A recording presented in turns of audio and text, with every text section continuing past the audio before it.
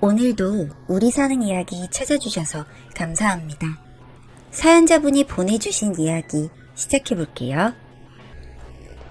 안녕하세요. 저는 얼마 전까지 새 신부의 꿈을 꾸고 있었던 30대 여자입니다. 30대 중반을 넘어가고 있는 나이였지만 저는 연애 경험이 없었고요. 취미생활과 직장일에 집중하며 나름대로 인생을 즐기고 있었죠. 그런 제가 작년 가을부터 마음을 붙인 새로운 취미는 등산이었습니다. 처음에는 그냥 레깅스에 운동화를 신고 혼자 산을 오르는 것부터 시작했죠. 그러다가 오픈 채팅방을 통해서 3040 등산 동호회에 가입하게 되었습니다. 혼자 하는 등산을 즐기면서 시작된 취미였지만 삼삼오오 모여 함께 등산하고 정상에서 음식을 나눠 먹는 모임들을 보니 부러움을 느끼게 되었거든요. 그래서 수줍음이 많은 성격이었지만 동호회에도 가입하고 주말마다 있는 등산 번개에도 참여하게 되었던 것이죠. 나름대로 저한테는 제법 큰 마음을 먹고 한 결정이었다고 할 수도 있겠네요. 거기에서 결혼하고 싶은 남자를 만났습니다. 풍채가 당당하고 잘생긴 쾌남형의 남성이었죠. 여자 회원들에게도 인기도 많은 사람이었는데 통 자신에 대한 이야기를 하지는 않았어요. 그런데 이 사람이 항상 구석에서 등산에만 집중하고 술도 한 잔 제대로 못 받아먹던 저한테 마음이 있다는 얘기가 들리더라고요. 애써 사람들 이야기겠거니 하고 무시하려고 했는데 연애를 해본 적 없는 저라서 그런지 희한하게 모임에 나갈 때마다 그가 있는 쪽으로 눈이 가고 크게 웃는 호탕한 그 목소리에 호감이 가더라고요. 그러던 어느 밤 소박하게 등산 기록만 올리고 있던 SNS 메시지로 연락이 한 통 왔어요. 제 번호도 모르고 있던 그 남자의 연락이었죠. 남자친구와 저를 둘 다 아는 사람이 있을 수도 있으니 가명을 사용할게요. 유진씨 계정이 맞습니까? 저는 동호회 진수라고 하는데. 맞는데요? 무슨 일이신지? 아, 반가워서 연락을 해봤어요. 올라간 사진들을 보면 빤히 제 계정이 맞았는데 굳이 연락을 할 필요가 없잖아요. 게다가 술을 한잔 했는지 묘하게 메시지에서 감정이 느껴지더라고요. 제 착각인가 했는데 어느 순간 연락처를 주고받았고요. 그 다음은 일사천리로 일이 진행됐어요. 2주 정도 지난 후 저는 그 남자의 손을 잡고 등산로를 오르고 있었죠. 이 사람이 저한테 마음이 있었지만 술기운 없이 표현을 하지 못했던 이유가 있더라고요. 결혼하려고 했던 남자친구는 조기 품절을 재입고 그러니까 소위 말하는 한번 다녀온 남자였습니다. 아내 됐던 사람의 사치와 시기 질투 때문에 결혼 후에도 거의 별걸 하다시피 했고 결국 이혼을 했다고 하는데 그 당시 무일푼으로 맨주먹만 가지고 시작을 한지라 대출을 위해 혼인신고를 덜컥 해버려 물을 수가 없었다고 하더라고요. 사실 저야 이 나이쯤 먹으면 주변에 종종 있는 일이라서요. 그냥 이해를 하기로 했죠. 그렇게 꿈같은 세월을 보냈어요. 남자친구는 저보다 7살이 많아 40대 초반이었는데 제 또래로 보일 정도로 관리를 잘한 남자였고요. 등산, 취미 외에도 다양한 운동을 취미로 하고 있어 몸도 탄탄하고 건강한 사람이었어요. 게다가 전문직에 종사하고 있어 저한테 물질적으로 지원을 아끼지 않았습니다. 저는 사실 작은 병원에 조무사로 일하고 있는데 같은 의료계통이라 그런지 제 일에도 많이 공감을 해주고 이해를 많이 해주더라고요. 처음으로 받아보는 타인으로부터의 감정적 지지가 정말 고맙고 행복했죠. 사실 또 다른 부분에서도 궁합이 아주 잘 맞았습니다. 저는 이 사람이 처음이었는데 고통 하나 없이 정말 꿈같은 시간을 보냈거든요. 그래서 여러모로 천생연분이 있다면 이 남자와 내가 아닐까 생각했죠. 이렇게 저도 모르게 이 사람과 함께하는 미래를 상상하게 된 것 같네요. 그렇게 연애를 한 6개월쯤 했을까요? 남친이 구체적으로 결혼 이야기를 꺼내기 시작했습니다. 사실 사귀기로 하고 초반부터 돌아가신 부모님 묘소에도 데리고 가고 결혼을 서두르는 것 같긴 했어요. 그런데 남친이 이미 한 번 결혼에 실패한 경험이 있는 사람이고 저는 남성과의 만남 자체가 처음인 사람이었으니까요. 조금 조심스러운 부분이 있었죠. 그런데 반년 정도가 지나니까 본격적으로 결혼을 보채기 시작하더라고요. 사실 저랑 만나고 반년 정도 사이에 이 사람의 살도 제법 많이 빠지고요.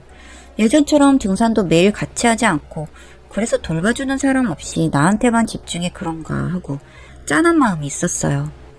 함께 살면서 좀 돌봐주고 싶었죠. 게다가 저도 이제 나이가 있고 결혼 생각이 있었기 때문에 그때부터 본격적으로 결혼 준비를 시작했어요. 그런데 일반적으로 결혼 준비를 하면 양가 부모님을 뵙고 식장을 잡잖아요. 이 사람은 종종 일이 안 풀릴 때 조언을 받는 절부터 가자고 하더라고요. 생시가 본인이랑 워낙 잘 만나서 말을 들을 것도 없지만 궁합도 보고 둘이 잘 맞는지 여러 가지를 물어보자고요. 내가 이런 걸 많이 믿는 사람은 아닌데 개원할 때 이 보살님이 짚어준 장소 근처에서 시작을 했더니 환자가 많이 들어서 지금처럼 잘 됐어요. 그렇구나. 그럼 재미삼아 가보는 것도 좋겠네요. 고마워요, 유진씨. 사실 내가 부모님이 일찍 돌아가셔서 젊은 시절 이분이 의지가 참 많이 됐었어요. 그래서 유진씨 얼굴도 좀 보여드리고 싶고 그러네요. 저는 성당을 다니는 사람이라 거부감이 좀 들긴 했지만 사랑하는 사람이니까요. 이 사람이 개원할 때도 도움을 많이 받았다고 해서 오케이를 했죠. 그렇게 절에 방문을 했는데 솔직히 절 분위기는 아니더라고요. 신당을 차린 느낌이었는데 남자친구가 말하던 것처럼 막 선하고 그런 인상의 분은 아니셨어요. 그런데 이 보살님을 남자친구가 엄마라고 부르는 거예요. 알고 보니 어린 시절 부모님이 돌아가신 후 큰아버지 댁에 들어가기 전에 여기서 3개월 정도를 살았다고 하더라고요. 그 시절 인연이 이어져 지금까지 도움을 많이 받고 있다고 했어요.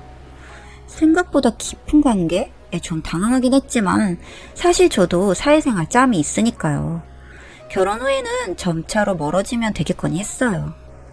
이 보살님은 절 머리끝부터 발끝까지 쭉 눈으로 훑다가 이름이니 생신이 다 듣고 딱 한마디를 하시더라고요. 우리 진수가 좋은 처녀를 만났네. 저승길까지 함께 가겠다. 인연이로다. 그리고 남친이 완전 환하게 웃더라고요. 그렇죠? 내가 이 우리 유진이가 참 좋습니다. 사랑합니다. 하면서 안 하던 호들갑을 떠는데 이 남자가 이렇게 아이처럼 구는 건 처음이라 신기한 반, 어색한 반이었어요. 그렇게 절에서 돌아오고 나서 남친은 저를 더 애지중지 아끼기 시작했어요. 막 좋은 음식도 매일같이 사주고 저한테 차도 한 대 뽑아주더라고요. 초보 운전인 저한테 너무 과분한 차였어요. 그리고 다른 사람들한테 소개할 때 저를 여자친구가 아닌 와이프라고 이야기를 하기 시작했죠. 그런데 이상하게 차일피일 저희 부모님 뵙는 날을 미루더라고요. 그리고 얼른 식장도 투어를 하고 계약을 해야 할 것 같은데 그런 일도 미루고 집도 마찬가지였죠. 오빠, 이제 우리 신혼집 슬슬 알아봐야 하지 않아요? 요새 집값도 너무 오르고 있다는데. 유진이는 걱정하지 말아요. 내가 지금 살고 있는 집 있잖아요. 못하면 거기에 세간만 들여서 신혼집 하죠 뭐. 오빠가 세간도 다 채울 테니 우리 아가씨는 그냥 몸만 들어오면 돼요. 그런데 남친이 살고 있는 집은 고급이긴 하지만 오피스텔이거든요. 아무래도 결혼하면 아이들 생각도 해야 할 텐데 그냥 너무 대책이 없는 거 아닌가 싶어 불안함을 좀 느꼈어요. 그러던 와중 남친은 제가 잡은 물고기라고 생각했는지 너무 자기 관리를 안 해서 예전처럼 호탕하고 건장한 느낌보다는 몸이 마르고 피곤한 인상이 되어갔어요. 결혼의 일에 너무 정신이 없어서 그렇다곤 했는데 건강이 걱정이 되더라고요. 그래서 보약을 한 첩 지어주고 먹으라고 했죠. 그랬더니 생전 안 그러던 사람이 화까지 벌컥 내더라고요. 내가 알아서 한다고 했잖아.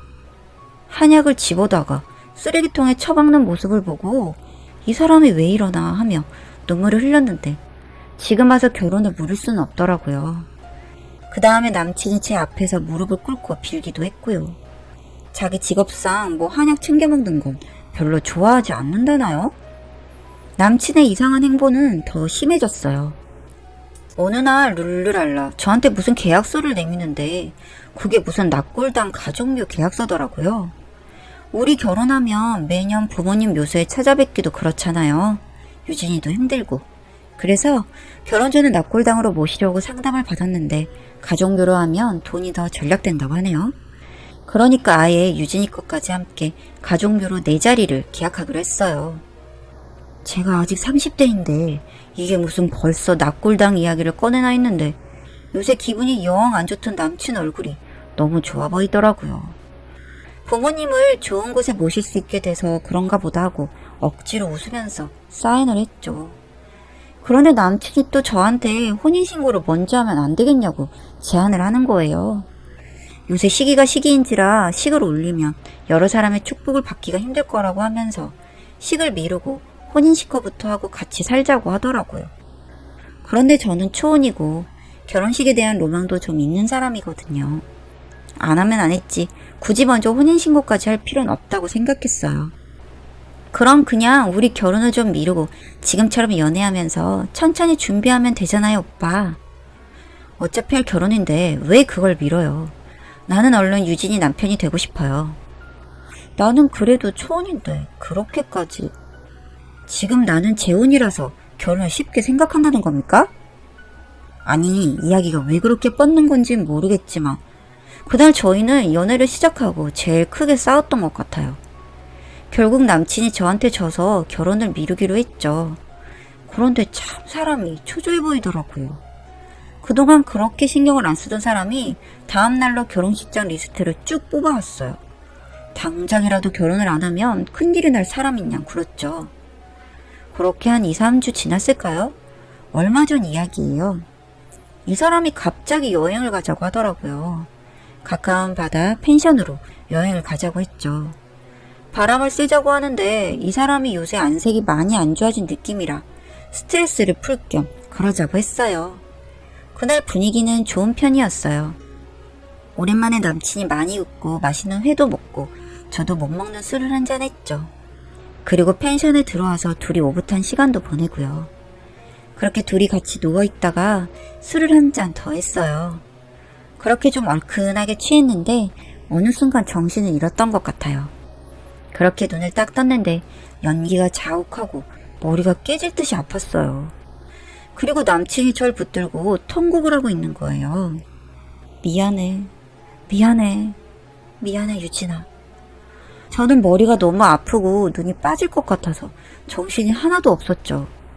누군가 저를 부축하는 것도 같았는데 어지럼증이 너무 심해서 자리에 주저앉았어요. 그 정신없는 와중에 남친이 꺽꺽 울면서 절 붙들었던 기억이 나요. 그리고 다음에 눈을 뜨니 병원이었고 정신없이 태어난 후에는 경찰서에서 절 불렀어요. 그리고 저는 완전 소름 끼치는 이야기를 들었죠. 제 남자친구는 죽을 날을 받아놓은 시한부 환자였어요. 제가 처음 동호회를 나갔을 때는 자신의 몸 상황에 대해 몰랐는데 검진을 받다가 알았고 증세가 곧 악화될 것을 알았다고 해요.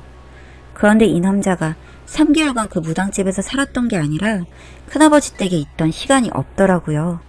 그냥 그 무당을 어머니 삼아서 그렇게 살았던 거예요. 거기서 공부를 해서 직장을 잡았고 전 와이프는 그 무당 여자가 궁합이 안 맞다고 그렇게 반대를 해서 혼인신고를 하고 그냥 찢어진 거고요. 그런데 죽을 날을 받아놓고 나니까 이 무당이 그러더래요. 궁합 맞는 여자랑 어떻게든 결혼을 해야지 못하면 총각 귀신으로 구천을 떠돈다고요. 아들이라고 생각하니까 더 그랬겠죠. 그래서 어떻게 해야 하나 절망에 빠져있는 중 절 찾았고 어쩜 생시까지 제가 남자친구랑 딱 궁합이 맞다고 했다네요. 내가 그냥 너랑 결혼하고 유산을 남기고 가려고 했는데 미안해. 너무 유진이를 사랑해서. 나중에 만난 이 남자는 저렇게 이야기를 하더라고요. 네, 이 사람이 저랑 같이 세상 뜨려고 했다고 하네요. 그게 경찰서에서 남친이랑 만나게 된 이유예요. 이상하다고 생각한 옆방 사람들이 신고하지 않았다면 저는 정말 가족 납골당해서 이 남자랑 누워있을 수도 있었겠죠. 치밀하게도 유서까지 준비해두었더라고요. 제 사인이 들어간 혼인신고서까지 옆에 두고요. 제가 그대로 죽음을 맞았으면 제 부모님들이 당연히 유서에 적힌 대로 그 가족배에 저를 넣었을 거라 생각을 하니 이 남자를 죽이고 싶었어요. 사랑한다고 꺽꺽 울고 있는 이 남자가 가증스러워 보이더라고요. 안색이 나날이 안 좋아진다고 생각했지만 실제로 죽어가고 있는 사람인 줄은 몰랐죠.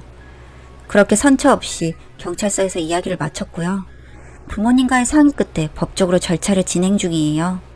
지금은 이 사람이 절 어떻게 생각할까 싶어 부모님 집에서 지내고 있어요. 사실 제가 이 사람한테 어떻게 복수를 하겠다고 말을 하기엔 이 사람이 정말 얼마 남지 않은 것 같더라고요. 그래서 모든 절차를 변호사한테 위임하고 접근금지 명령만을 받아놓은 상태예요. 만약 맹목적으로 불도저처럼 밀고 나가는 사람들은 일단 의심하고 보세요. 죽을 만큼 사랑하는 사람이라는 이야기가 있지만 저도 지극히 평범한 제가 정말 그 상대가 될지는 몰랐으니까요.